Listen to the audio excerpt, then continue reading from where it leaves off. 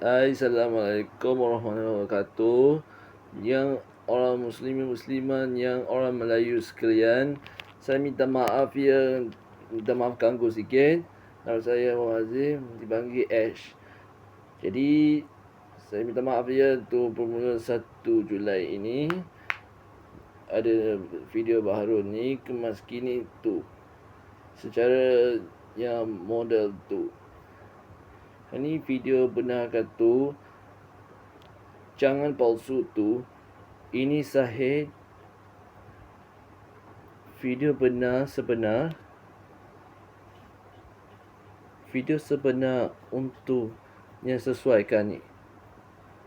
Jadi sesuaikan untuk video untuk baik kekalkan sihat yang aktif.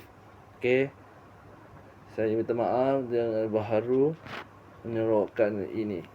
Saya minta maaf korang. Hari ini sihat tu 1 Julai 2026. Assalamualaikum.